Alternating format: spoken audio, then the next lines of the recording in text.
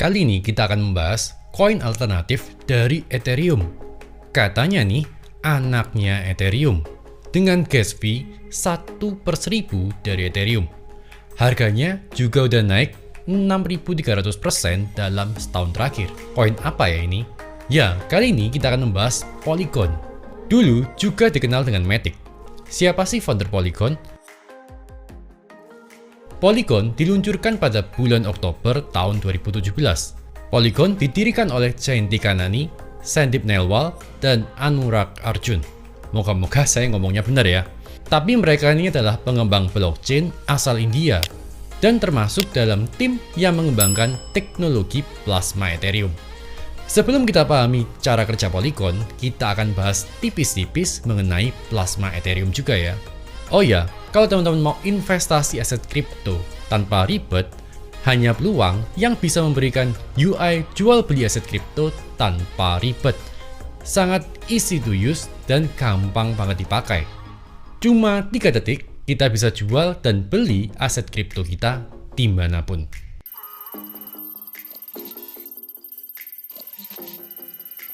Plasma Ethereum adalah sebuah framework yang mengizinkan dibentuknya child blockchain yang menggunakan Ethereum sebagai blockchain utamanya. Jadi, dengan adanya Plasma Ethereum ini, blockchain Ethereum bisa punya anak untuk use case yang mungkin saat ini belum visible di blockchain utamanya Ethereum. Plasma Ethereum sendiri dibangun sebagai blockchain layer kedua pada blockchain Ethereum. Layer kedua atau layer 2 maksudnya adalah lapisan kedua pada sebuah blockchain. Nah, lapisan kedua ini berfungsi untuk menyelesaikan masalah skalabilitas pada network di lapisan pertama. Jadi, apa itu Polygon? Polygon dulunya bernama Matic sebelum memutuskan rebranding. Matic dulunya adalah project eksperimen untuk plasma chain Ethereum. Nah, meskipun telah rebranding nih jadi Polygon, tapi Matic tetap digunakan sebagai koin native-nya di network Polygon. Oh ya, boleh juga nih dibilang kalau Matic ini adalah anak dari Ethereum. Dan kini, Matic udah berkembang menjadi Polygon dan siap untuk nggak hanya menjadi child blockchain-nya dari Ethereum, tapi juga menjadi network yang interoperable. Menjadi perantara antar blockchain dengan blockchain Ethereum sebagai mainnetnya. Kurang lebih seperti Polkadot yang pernah saya bahas di video yang ini. Tujuan utama dari Polygon adalah untuk mengatasi keterbatasan Ethereum. Keterbatasan itu bisa berupa transaksi yang lambat, gas fee-nya yang kita tahu mahal banget, dan Polygon menggunakan teknologi sidechain. Networknya sendiri berjenis Proof of Stake. Oh ya, tapi sebelumnya saya ingatkan dulu ya teman-teman, Polygon ini bukan Ethereum killer, tapi Polygon akan menjadi support untuk Ethereum. Polygon ini malah mungkin menjadi ancaman untuk project lain seperti Polkadot ataupun Cosmos, yang ya kurang lebih punya konsep yang hampir sama. Nah, real world use case-nya dari Polygon ini apa?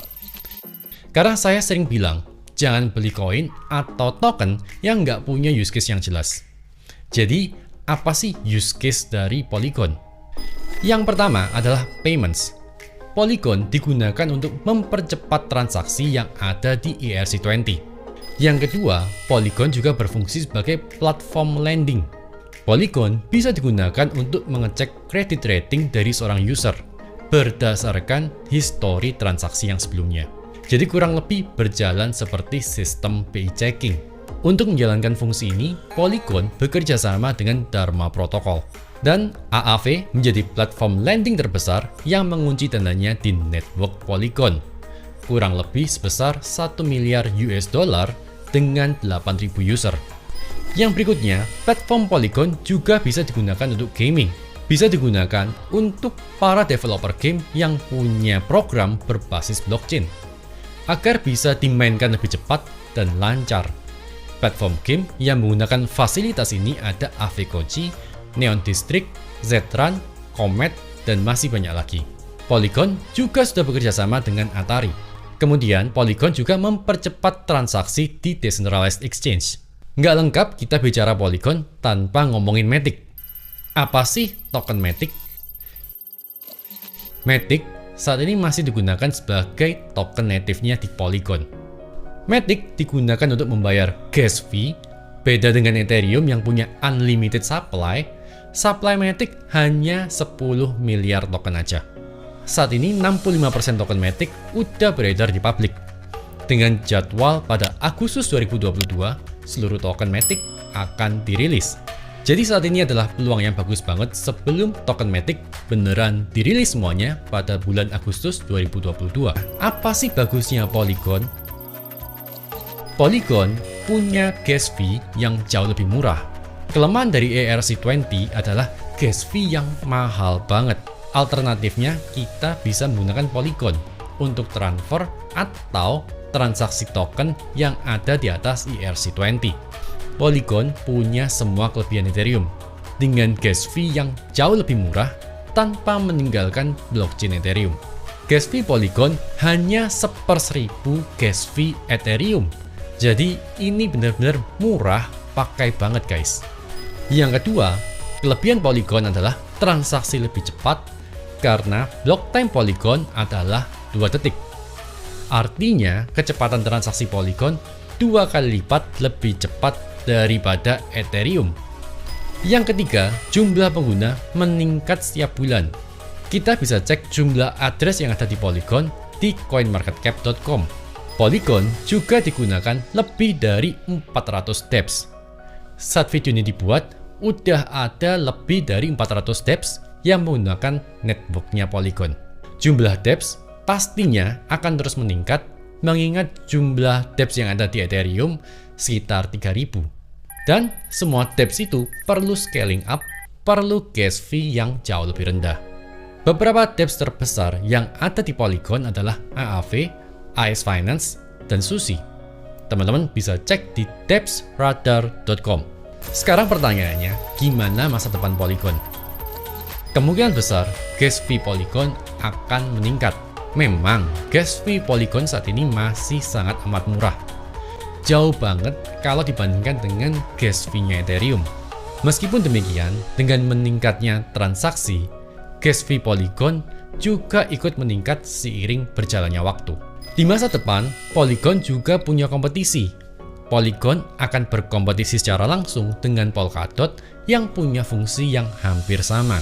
Bedanya, Polkadot nggak secara langsung berhubungan dengan Ethereum. Nah, nanti kita akan bahas secara khusus tentang Polygon dan Polkadot lebih dalam ya guys. Polygon juga wajib kejar-kejaran dengan update Ethereum 2.0. Karena Ethereum 2.0 ini digadang-gadang mampu memproses 100.000 transaksi per detik. Sementara Polygon saat ini hanya bisa memproses 10.000 transaksi per detik. Jadi, para developer Polygon harus terus mengupgrade networknya juga.